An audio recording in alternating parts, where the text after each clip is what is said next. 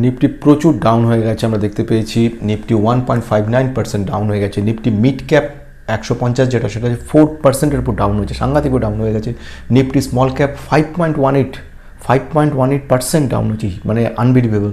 Nifty যে micro cap যেসব stock নিয়ে আমরা কথা বলি নর্মালি 6.15% ডাউন হয়ে গেছে। মানে প্রত্যেকটাই কিন্তু ডাউন হয়ে গেছে প্রচণ্ড রকমভাবে, যেখানে নিফটি 50-র ক্ষেত্রে তুলনামূলক কম, কিন্তু বাকিগুলোর ক্ষেত্রে আনবিলিভেবল ডাউন হয়ে গেছে আজকে।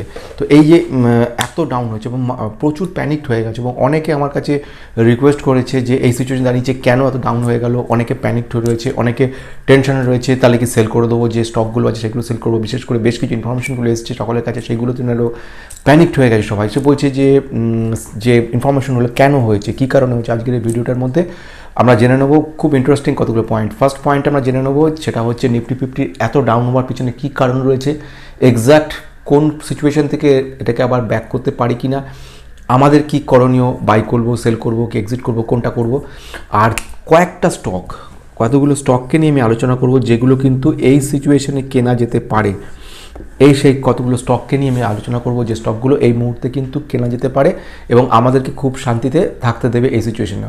তো চলে আসা যাক। এটা বলার আগে আমি সৌম্য, সবাইকে স্বাগত জানাই বেস্ট ইনভেস্টর গ্রুপ পক্ষ থেকে। সৌম্য, তোমরা যারা নতুন রয়েছে এখানে অবশ্যই সাবস্ক্রাইব করে বেল আইকনটা প্রেস করবে, আর যারা পুরনো রয়েছে যেরকম প্রচুর কমেন্ট করে সেরকম কমেন্ট করবে, আর শেয়ার করে দেবে, ইনফরমেশনগুলো লাইক করবে।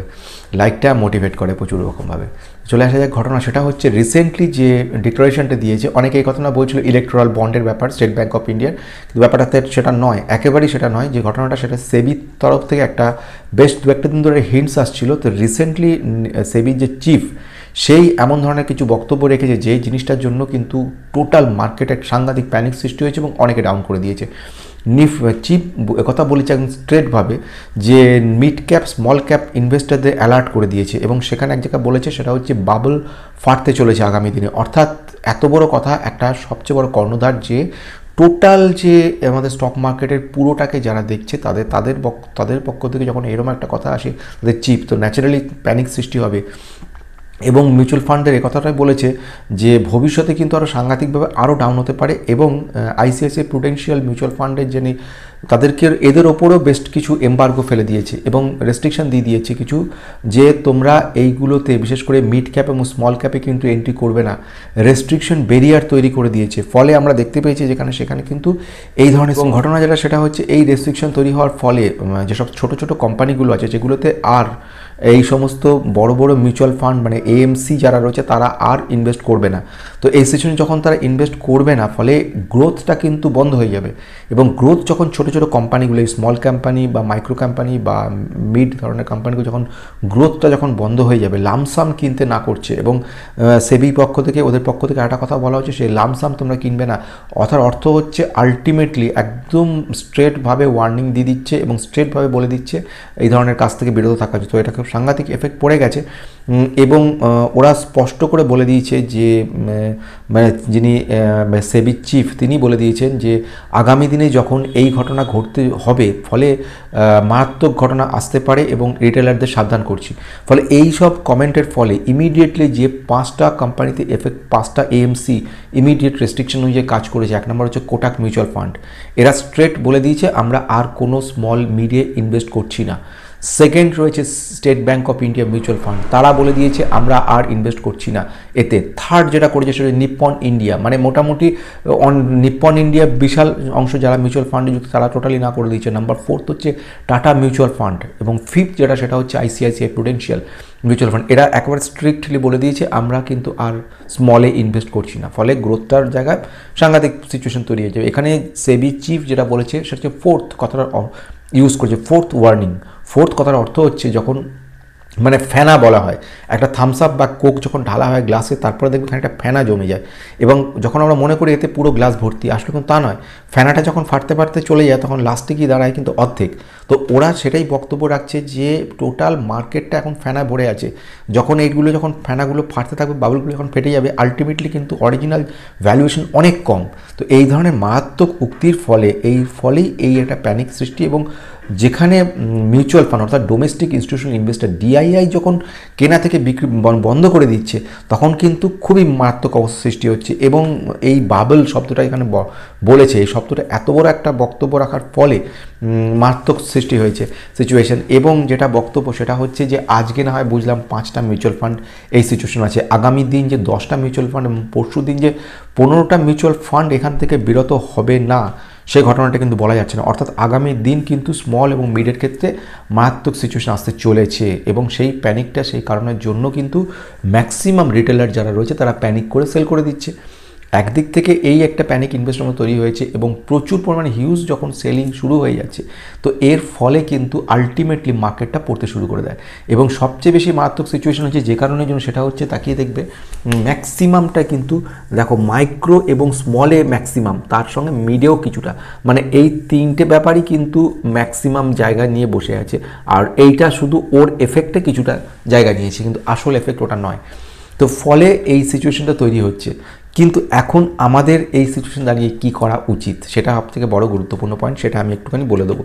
এখন দেখো দুটো অপশন হতে পারে। ফার্স্ট ওয়ান অপশন হচ্ছে যে নর্মাল অপশন, যেটাকে বলা হয়ে থাকে এফেক্টের ফল। আর দ্বিতীয়টা অপশন যেটা হতে পারে সেটা হচ্ছে আমার নিজস্ব ব্যক্তিগত মতামত, এটার সঙ্গে কোনোভাবেই জড়ানো যাবে না বাইরের মতামতের সঙ্গে। ঘটনা হচ্ছে এখানে যে মতামতটা দিচ্ছে সেটা হচ্ছে যেহেতু বড় বড় মিউচুয়াল ফান্ড আর ইনভেস্ট করবে না, ফলে গ্রোথ কমে যাবে। গ্রোথ যখন কমে যাচ্ছে, অন্যান্য যারা ইনভেস্ট করেছিল তারা তাদের টাকা তুলে নিচ্ছে, এবং যত টাকা তুলে নেবে তত কিন্তু ডাউন হতে শুরু করে দেবে, এবং এটা কিন্তু সাংঘাতিক সিচুয়েশন তৈরি হবে। সেকেন্ড, আমার নিজস্ব মতামত, যেটা সবচেয়ে বেশি আমি গুরুত্ব দিচ্ছি সিচুয়েশনে, আমার এটা কিন্তু একদম ডিফারেন্ট টাইপের মতামত দিতে চলেছি আমি। এরকম মতামত কেউ এখনও দেয়নি, দেওয়ার দরকারও পড়েনি অনেকের। কিন্তু আমি যেটা মনে করছি, এগুলো সবই আমার মতে এক ধরনের গেম প্ল্যান, একদম স্ট্রেট গেম প্ল্যান। এবং এটার মাধ্যমে বেশ কিছু বড় বড় ইনভেস্টারদের কিন্তু পাইয়ে দেওয়ার চেষ্টা ভাবনা চলছে বলে আমার নিজস্ব ব্যক্তিগত, বারবার বলছি, নিজস্ব পার্সোনাল ওপিনিয়ন। অর্থাৎ এর ফলে আগামী কিছুদিনের মধ্যে এই দুটো জায়গায় একটা বড় গ্যাপ তৈরি হবে, অর্থাৎ নর্মাল ভ্যালুয়েশন থেকে ডাউন হয়ে যাবে। আর এটা ট্রেডারদের পক্ষে দুঃখজনক ঘটনা হলেও হতে পারে, কিন্তু একজন ভ্যালু ইনভেস্টর পক্ষে এর থেকে আনন্দের ঘটনা আর কিছু নেই। মানে ইনফ্যাক্ট আমি মনে করছি মার্কেটটা আর একটু পড়ুক, কারণ আমি এবং আমাদের মতো অনেক বড় বড় ভ্যালু ইনভেস্টাররা বসে আছি বহুদিন ধরে এই জায়গাটা আসার জন্য। কারণ এইটাই টার্গেট আমাদের, স্মল অ্যান্ড মাইক্রোতেই আমাদের টার্গেট। আমি যেটা 6 ধরেছি, আমি এটা চাইছি আগামী দিনে অন্তত 2-3 দিনের মধ্যে যেন 15-এর কাছাকাছি পৌঁছে যায়। 15 থেকে 20 যদি চলে আসে, সেক্ষেত্রে আমাদের সবাই ঝাঁপাবো আমরা, এবং ঝাঁপানোর জায়গায় তৈরি হচ্ছে। আমি যেটা অনেককে আমি বলেছিলাম, বেশ কিছু অনেককে, যে বড় টাকা থাকলে রেখে দাও, এর পরে জায়গাটা আসছে। তো জায়গাটা এরা নিজেরা তৈরি করতে চলেছে আমাদের সুবিধার জন্য বলে মনে করছি এটা। তো চলে আসো এখন যে কাজটার দিকে, সেটা হচ্ছে আগামী দিনে আমরা চাইছি একটু পতন হোক। পতন তো কিছু দেখাতেই পারলো না মার্কেট।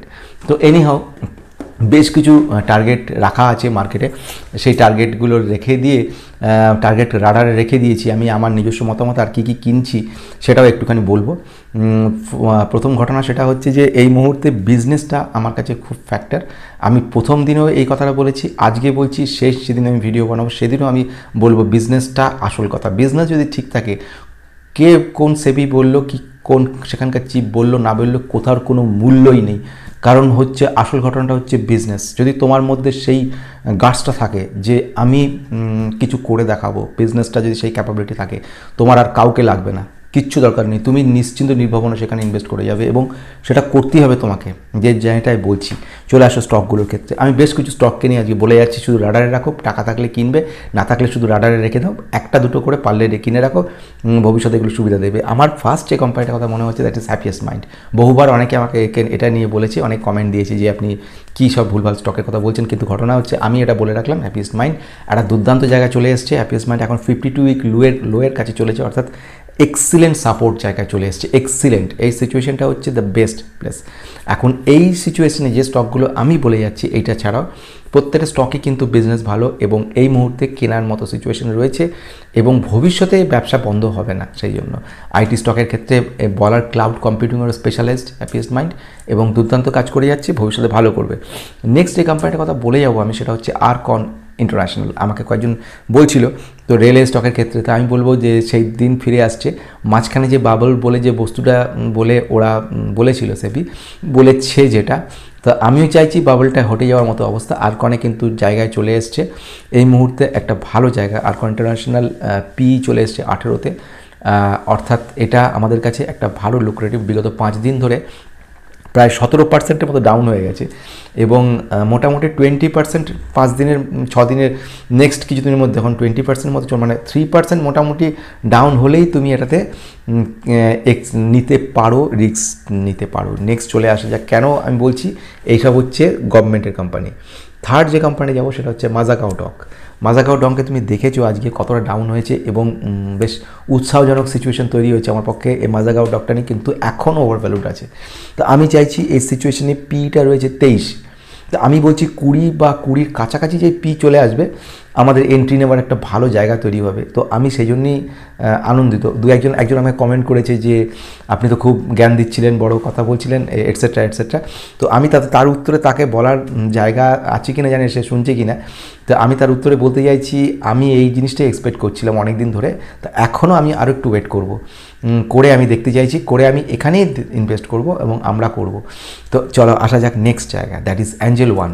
অ্যাঞ্জেল ওয়ানকে নিয়ে এখনও পর্যন্ত আমি তেমনভাবে বলিনি, তো এই সুযোগ বলে রাখি, কারণ পি কিন্তু কাছাকাছি চলে এসেছে 19। শুধু পি দেখে নয়, কোম্পানিটার বিজনেসটা দেখো, বিজনেসটা অসম্ভব ভালো বিজনেস করছে। এবং যদিও এর কম্পিটিটরের ভালো ভালো জিরোদা বা ওটসোটরা রয়েছে, কিন্তু এদের যে ক্যাপাবিলিটি এবং এদের যে মানে যাকে বলা হয় ক্যাপিটালাইজেশন, মার্কেট ক্যাপিটালাইজেশন যথেষ্ট ভালো রয়েছে। এই সিচুয়েশনে সেফ গেম কিন্তু খেলার জন্য অ্যাঞ্জেল ওয়ান বেস্ট জায়গা রয়েছে।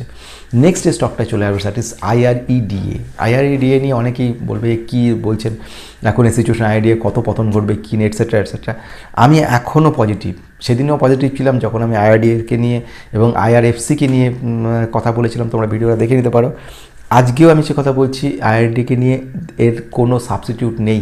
এবং তুমি যদি এই মুহূর্তে ইনভেস্ট করতে পারো, যদি পারো, একদিন এই কোম্পানিগুলো থেকে তুমি একটা ভালো কিছু রিটার্ন নিয়ে যেতে পারবে।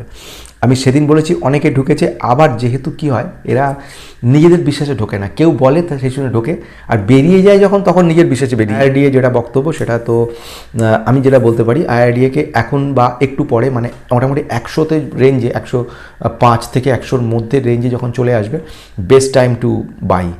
আর যেটা দরকার, পি রয়েছে 25-এর কাছে, অর্থাৎ এটা একটা ভালো জায়গা রয়েছে। এখন দেখো এই ইন্ডাস্ট্রিটা কিন্তু হাই ভ্যালুয়েশন ইন্ডাস্ট্রি টোটালটা, তো সেই সিচুয়েশন দাঁড়িয়ে 25 পি এটা কিন্তু খুব ইন্টারেস্টিং জায়গা, ভালো সিচুয়েশন।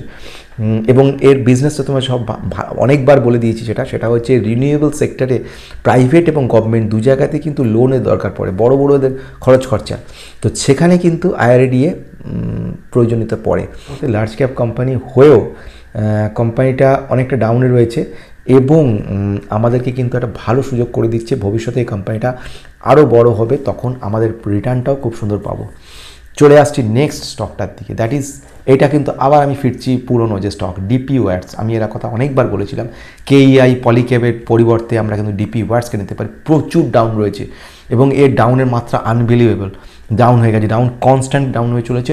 অথচ কোম্পানিটা যথেষ্ট জেম কোম্পানি, এর ইন্ট্রিনসিক ভ্যালুর তুলনায় আনবিলিভেবল গুড সিচুয়েশন, বিজনেসটা ভালো রয়েছে, ফিউচার গ্রোথ ভালো রয়েছে, আলটিমেটলি দুর্দান্ত।